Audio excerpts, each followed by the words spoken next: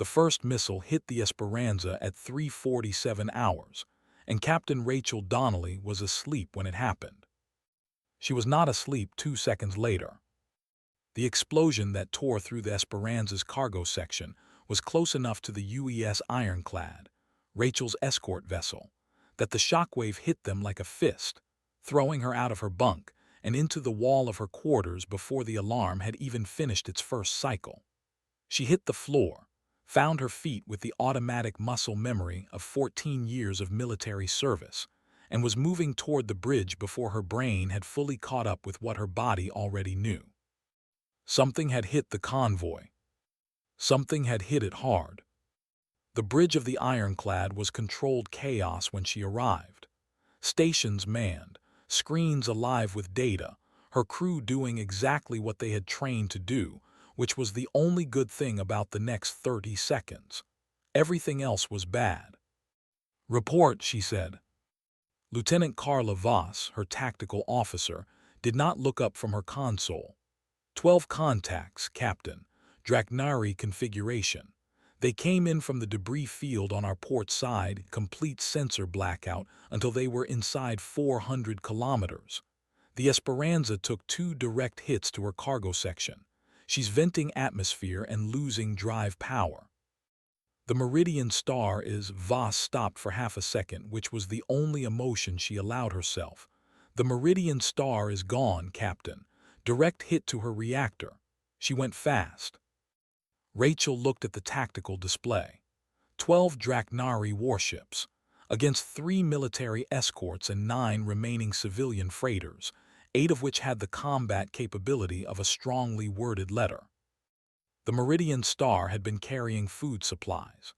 Grain, protein stocks, medical nutritional supplements bound for the colony on Kepler's Reach, where 40,000 people had been waiting on that shipment for 6 weeks because the previous convoy had been delayed by a storm system that had nothing to do with war and everything to do with the ordinary cruelty of space.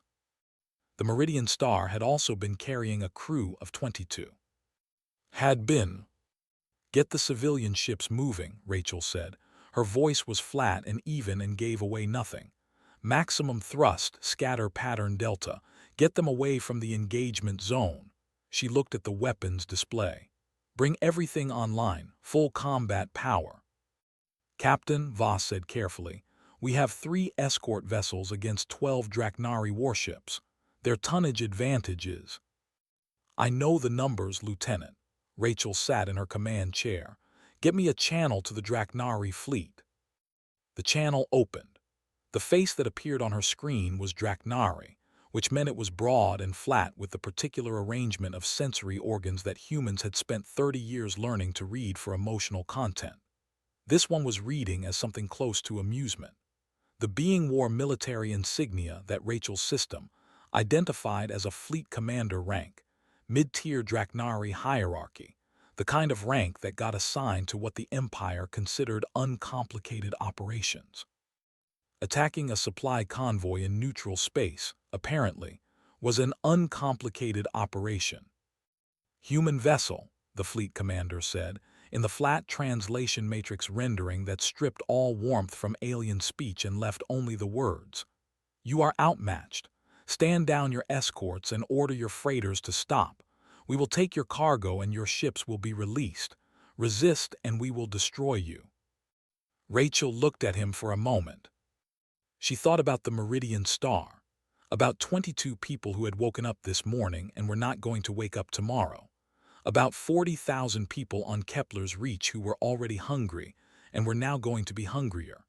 She thought about the Esperanza, still venting atmosphere somewhere off her port bow, and the people on it who were probably right now in suits in the dark trying to figure out if they were going to live. She thought about the fact that this fleet commander had looked at a supply convoy in neutral space and seen an uncomplicated operation. "Record this transmission," she said quietly, not to the Draknari commander, to her own crew. "Full record, every second." Then she looked back at the screen. "You have made a mistake today. I want you to know that before this is over, not a tactical mistake, not a strategic mistake, A fundamental mistake about the nature of the thing you just hit. She paused. Enjoy the next few minutes, Commander. They're the last uncomplicated ones you're going to have. She closed the channel. Full offensive, she said. Everything we have. The battle lasted 19 minutes. 3 escort vessels against 12 Draknari warships was a loss by any calculation, and the mathematics held. The ironclad took catastrophic damage in the 4th minute, her rear drive section destroyed, her hull breached in 2 places, power failing in cascading sections. The 2 other escort vessels, the UES Defiant and the UES Carson, fought until they physically could not fight anymore, which took longer than the Draknari fleet commander had estimated and cost him 2 ships destroyed and 4 more damaged, which was 4 times the losses his pre-engagement projection had anticipated, and which should have told him something if he had been paying attention. Rachel gave the order to abandon ship at minute 17, when the ironclad's reactor went critical and staying aboard became a question of minutes. She was the last one off, which was not heroism. It was just the way she was built, and she made it to an escape pod with Corporal Danny Reyes and 2 other crew members with 40 seconds to spare before the ironclad came apart. The pod drifted in the dark. Through the small viewport, Danny Reyes watched the Draknari fleet round up the surviving freighters, watched them lock tractor beams onto the cargo vessels, watched them, methodically and without apparent hurry, begin transferring the cargo that 8 civilian ships had been carrying to Kepler's Reach. He was 23 years old. He had been in the Terran Confederation Navy for 14 months. He had never seen combat before today, and he had a particular kind of face, the kind that had not yet built the layer of professional distance that experience eventually constructs, which meant that everything he was feeling was visible, which meant that the small camera built into his helmet, the camera that was recording everything because Navy suits always recorded everything, captured every second of his expression as he watched what was happening outside that viewport. He did not look away. He made himself not look away. Captain Rachel Donnelly beside him was very still. She had a cut above her eye that had bled down the side of her face and dried there, and she had not wiped it away. And she was watching the same thing Danny was watching with an expression that was not grief, and was not rage, but was something that existed in the place where those 2 things meet and fuse into something colder and more permanent than either. She was also making sure the suit camera caught everything. 6 hours later, an automated distress beacon brought a Terran search and rescue vessel to the coordinates, and Rachel Donnelly and Danny Reyes and the 2 other survivors were pulled out of the pod and wrapped in emergency blankets and given hot drinks, and the rescue team's medic started treating Rachel's head wound, and the rescue commander, a lieutenant named Park, looked at Rachel with the careful expression of someone who has received a partial briefing and knows the partial briefing does not contain the worst parts. "Captain Donnelly," Lieutenant Park said, "we have a preliminary report on the convoy. Do you want?" "How many?" Rachel said. Park looked at her. 41 confirmed dead, 18 missing presumed. He stopped. The Meridian Star had 22 crew. The Ironclad lost 19 before the evacuation. The Esperanza lost. "The cargo," Rachel said. "The Draknari took approximately 60% of it. The remaining 40% was on ships that managed to scatter before." "Kepler's Reach," Rachel said. "Is being notified," Park said quietly. "Relief coordination is already." 40,000 people, Rachel said, not to Park, not to anyone in particular, just saying it, putting it in the air where it could be a real thing with real weight. 40,000 people needed that food. Park did not have anything to say to that. There was not anything to say to that. Rachel took the hot drink she had been given and wrapped both hands around it, and looked at the wall of the rescue vessel, and was quiet for a long time.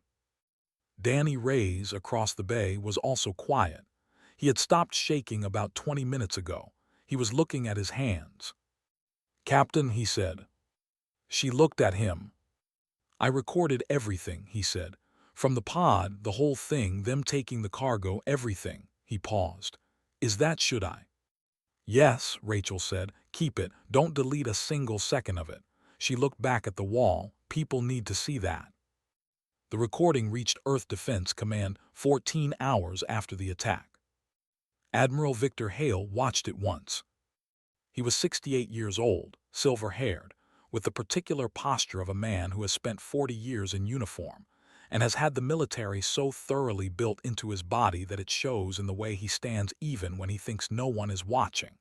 He had commanded 3 engagements in his career, none of them pleasant, all of them necessary in the ways that military engagements are sometimes necessary. He was not a man who made decisions quickly, as a general rule. He was known in the Confederation defense establishment as a man who thought carefully, who weighed options, who was constitutionally resistant to the kind of emotional decision-making that got people killed. He watched the recording once.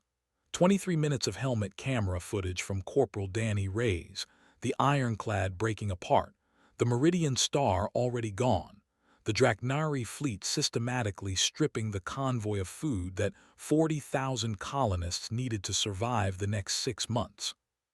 He watched it once.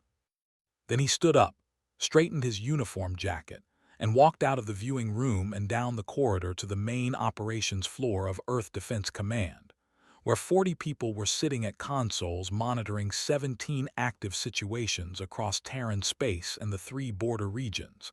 And he stood at the center of the floor and said 4 words in a voice that was completely, absolutely calm. Prepare the full response.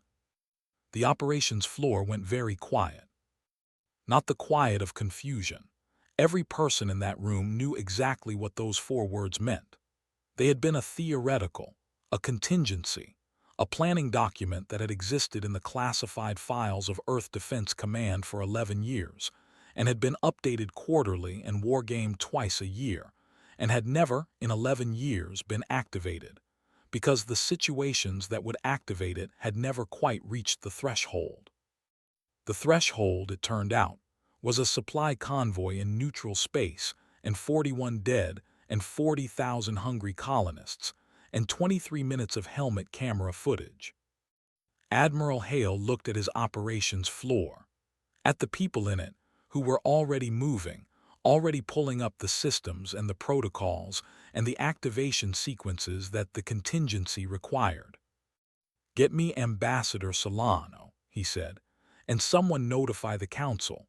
They have 40 minutes before this is no longer a council decision. Ambassador Petra Solano was in her office at the Terran Embassy on the neutral station Vareth Prime when the call came in. She had been ambassador to the neutral zone for 6 years, which meant she had spent 6 years in the particular position of a person who sits between civilizations and tries to keep them from doing the things that civilizations do to each other when the distance between them closes. She was good at it. She was patient and precise, and had a gift for finding the language that both sides could accept. And she had diffused 4 situations in 6 years that the historical record would probably describe as close calls, and that she remembered as the worst nights of her life. She listened to Admiral Hale's briefing for 8 minutes without interrupting. Then she said, "Victor, are you sure?" "Watch the recording," Hale said. She watched it. He stayed on the line while she did. When it was over, she was quiet for a moment. "What do you need from me?" she said. "One message," Hale said, "delivered to the Draknari Imperial Command, official on the record, transmitted on every frequency they monitor. One message, Petra, that's all. Then it's done." Solano thought about 6 years of careful work, about the framework she had built and the relationships she had cultivated and the 4 close calls she had navigated. She thought about the Meridian Star and 22 crew members. She thought about Corporal Danny Reyes' face on that footage, looking out the viewport at the Draknari fleet taking food away from 40,000 people. "I'll write it now," she said.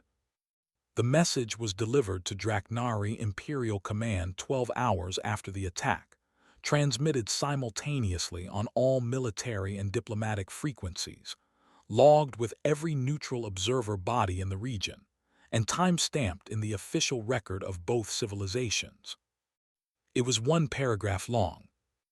It said, "The Terran Confederation formally notifies the Draknari Empire that the attack on Convoy TC-7 in neutral space on this date constitutes an act of war under Terran law and the conventions of the Galactic Compact. No further diplomatic communication will be sought. No negotiation will be entered. No warning will be given. The Terran Confederation's response will be immediate, total, and proportionate to the scale of the harm caused. This message constitutes the entirety of our diplomatic response." It was signed by Ambassador Petra Solano, by Admiral Victor Hale, and by the full Terran Council, which had voted on it in 31 minutes, which was the fastest vote in the Council's history. The Draknari Imperial Command received the message in the throne room of General Keth Voron, who had ordered the convoy attack, and who was, at the moment of the message's arrival, in the middle of receiving a commendation for the operation's success. The attack had netted significant cargo, had demonstrated Draknari reach in the neutral zone, and had cost less than anticipated, only 2 ships destroyed, which by the metrics the Empire used to evaluate such operations was a satisfactory outcome. His intelligence officer read the Terran message aloud. Keth Voron listened. Then he laughed. It was a genuine laugh, unperformed, the laugh of a being who has read something so disproportionate to reality as he understood it that the only response is amusement. "They have 41 dead," he said. "We have 600 warships." "Yes, General." "They lost a supply convoy. We have 12 active fleets." "Yes, General." No further diplomatic communication, no negotiation, no warning. He laughed again. "They are going to war over a supply convoy." "It appears so, General." Keth Voron shook his head. "File it, send a standard acknowledgement, then get me the status report on the Karath corridor operation. That is actually important." He waved a hand. "The humans will send a protest fleet. We will position the 3rd Fleet to receive them. This will be finished in a week." His intelligence officer filed the message. 3 days later, the intelligence officer was back in Keth Voron's office with a different expression than he usually wore. The expression of a man who has been looking at data for 72 hours and has not slept and has run the numbers several times hoping they would change. "General," he said, "the human fleet movements. What about them?" "They are not what we projected." The intelligence officer set his data tablet on the desk. "We anticipated a response force of between 40 and 80 vessels, consistent with their previous engagement patterns and their available rapid deployment assets." Keth Voron looked at the tablet. The number on it was not between 40 and 80. He picked up the tablet. He looked at it more carefully, the way you look at something when you are certain your eyes have made an error and you are giving them the opportunity to correct it. His eyes did not correct it. "This is not their rapid deployment force," he said slowly. "No, General." "This is," he stopped, looked at the number again. "This is their entire military." "Yes, General. As best we can determine, every active warship in the Terran Confederation fleet, every reserve vessel that has been brought to combat readiness in the last 72 hours, every military asset they possess that is capable of faster-than-light travel." The intelligence officer's voice was very careful and very controlled in the way that voices get when the person using them is managing something large and difficult. "They are not sending a response fleet, General. They are coming themselves." "All of them." Keth Voron set the tablet down. He thought about the convoy, about 12 ships, 3 escorts, a tactical situation his fleet commander had described as straightforward, about the message that had said no warning will be given and that he had laughed at. He thought about a species he had classified, based on 30 years of intelligence reports, as capable but contained, aggressive but rational, the kind of civilization that protested and negotiated and filed complaints with the Galactic Compact, and occasionally sent response fleets that you met with your third-best fleet, and resolved in a way that cost both sides something and changed nothing permanently. He thought about 41 dead, and a supply convoy, and a one-paragraph message that had said no further diplomatic communication will be sought. "How long," he said quietly, "until they reach engagement range?" 11 days, General, at their current acceleration." The intelligence officer paused. "They are not decelerating. They are still accelerating. They will arrive at maximum combat velocity." Kethvoron looked at the number on the tablet for a long time. He thought about the word proportionate, which had appeared in the Terran message, and which he had read past quickly, because it had seemed like the kind of diplomatic language that meant nothing, proportionate to the scale of the harm caused. He thought about 41 dead and 40,000 colonists without food and 3 escort vessels that had fought 12 warships, and cost him 2 ships destroyed and 4 damaged. And he thought about the fact that no species had ever come at the Draknari Empire with its entire military before. And he thought about what proportionate actually meant when the species saying it was the kind of species that looked at those numbers and made that decision in 72 hours. He thought about his fleet commander's laugh, and his own laugh, and the word uncomplicated. "Get me Imperial Command," he said. His voice was different now, quieter, the particular quiet of a man who has just understood something he cannot ununderstand. "And get me every fleet we have within response range of the Terran approach vector." He paused. "All of them." His intelligence officer looked at him. "General, if we pull every fleet to defensive position, the Karath corridor operation, the Velthari border." "We'll have to wait," Kethvoron said. He was still looking at the tablet, at the number that was the entire Terran Confederation military coming toward him at maximum combat velocity with 11 days left on the clock. Everything else will have to wait. The Battle of the Neutral Zone, which historians would later call the most one-sided major engagement in 3 centuries of recorded interstellar conflict, lasted 4 days.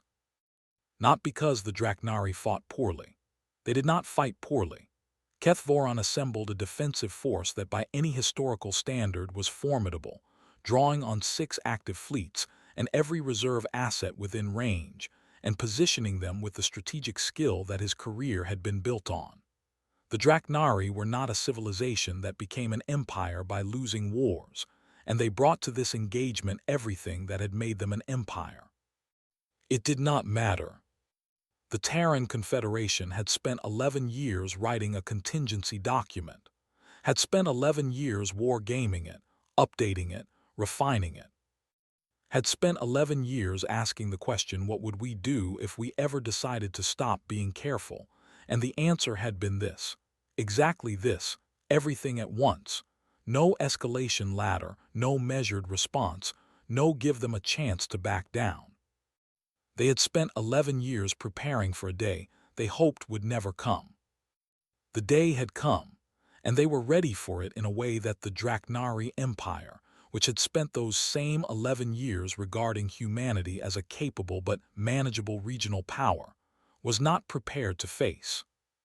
The network targeting that had taken the Velthari fleet apart above Earth 2 years earlier, the system that humanity had not shown anyone until it was necessary, was only one of the capabilities that the contingency had been built around. There were others. There were things in that deployment that had never appeared in any engagement record, never been hinted at in any intelligence report, never been demonstrated in any of the border skirmishes and territorial disputes and proxy conflicts that humanity had been involved in over 30 years of interstellar presence. The Draknari fleet encountered them all in 4 days. On the 2nd day, Kethvoron requested a ceasefire. The response from Admiral Hale came back in 6 hours, which was the transit time for the communication, and it said one word. "No." On the third day, the Draknari Imperial Command, bypassing Keth Voron entirely, opened a channel directly to Earth and requested emergency diplomatic negotiations. The response from Ambassador Petra Solano, who had been recalled from Varith Prime and was now aboard the command vessel at Admiral Hale's explicit request, was also one word: no. On the fourth day, what remained of the Draknari defensive fleet, less than 30% of what Keth Voron had assembled, the rest destroyed or disabled or fled, transmitted a full and unconditional military surrender. Admiral Hale accepted it. The terms that followed, negotiated over 6 weeks in the same neutral station where Petra Solano had spent 6 years trying to keep things from reaching this point, were not punitive in the way that conquerors' terms usually are. They were specific. The Karath mining corridors were recognized as Terran territory. Neutral space was codified with enforcement mechanisms that had teeth. Reparations were structured for the families of the 41 dead and for the colony on Kepler's Reach. A framework for trial of those who ordered the convoy attack was established. And one clause, the last clause, the one that Petra Solano had written herself, and that Admiral Hale had approved without changing a word, stated simply that the Terran Confederation reserved the right to consider any future attack on civilian shipping an act of war subject to the same response that had just been demonstrated. No warnings, no negotiations, no measured escalation. Just this again, all of it every time. The Draknari Imperial Senate ratified the terms in 3 days, which was also a record. On Kepler's Reach, the relief convoy arrived 6 weeks after the attack. It was a larger convoy than the original, with a heavier escort than any supply mission in Terran history had ever carried, and it delivered not just the food that had been lost but 3 times that, because the Confederation Council had voted unanimously to make sure the colony had what it needed for a full year, no matter what came next. The convoy commander who oversaw the delivery was Captain Rachel Donnelly, who had been promoted and given the assignment at her own request, and who stood on the docking platform of Kepler's Reach Station and watched 40,000 people receive food that they had needed for months, and did not say anything, and did not perform anything, and just watched it happen with the expression of someone for whom this moment was not a symbol or a statement, but just the thing that needed to happen and had now happened. Danny Reyes was there too. He had been reassigned to her crew, also at his own request. He stood beside her on the platform and watched the cargo come off the ships, and after a while a little girl, maybe 6 years old, ran up and grabbed his hand because children on stations that have been hungry for months develop an instinct for the people who brought the food. And he looked down at her and she looked up at him, and he did not say anything either. He just held her hand. Admiral Victor Hale retired 8 months after the battle. His farewell address to Earth Defense Command was not long. He was not a man who used more words than the situation required. He said that he had hoped, his entire career, never to give the order he had given. He said that he was glad he had been in the position to give it when it became necessary. He said that the best outcome of the engagement was not the military result, not the treaty, not the strategic repositioning of humanity in the galactic order, though all of those things mattered. The best outcome, he said, was that the colony on Kepler's Reach had food. Everything else, he said, was just arithmetic. On the neutral station Varith Prime, in the weeks after the treaty was signed, something changed in the way the other species who maintained embassies there talked about humanity. Not loudly, not in formal statements or official communications.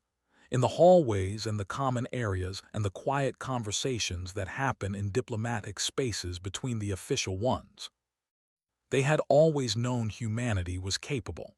The capability had been evident for 30 years, in the way they fought when they fought, in the rate at which their technology developed, in the stubborn immovability of their territorial positions. Capability was not a surprise. What changed was the understanding of the other thing. The thing underneath the capability. The thing that had taken a supply convoy attack and a one-paragraph message and turned it into an entire civilization's military arriving at maximum velocity 11 days later. They had known humanity could fight. They had not known what would make humanity fight like that. Now they knew. And in the updated intelligence files and the revised diplomatic briefings and the careful new language that began appearing in any document that referenced the Terran Confederation, across dozens of civilizations that had been watching and calculating and assessing, one thing was written and rewritten and agreed upon by analysts who had very different views on almost everything else. Do not touch their civilians. Not their ships, not their supplies, not the people who were just trying to get from one place to another with food and medicine and the ordinary cargo of ordinary life. Do not touch them. Because humanity would not warn you, would not negotiate, would not send a proportionate response and wait to see if you got the message. Humanity would come, all of them, at maximum velocity, with everything they had. And they would not stop until it was finished. And when it was finished, they would send a relief convoy. That was the part that stayed with people longest, in the embassies and the intelligence offices, and the command centers of a dozen civilizations that were very carefully updating their assumptions about the third planet of the yellow star. The relief convoy. The 40,000 people who got fed. The little girl on the docking platform holding a soldier's hand. Humanity had gone to war without another warning, and had fought without mercy, and had won without cruelty, and had then turned around and done the thing they had gone to war to protect in the first place. The galaxy watched. The galaxy learned. And somewhere in the cold dark between stars, in the escape pods and the broken ships, and the places where the people who had made wrong calculations sat with the consequences of them, the lesson was very simple and very clear, and would not be forgotten for a very long time. They had attacked the wrong convoy. The end.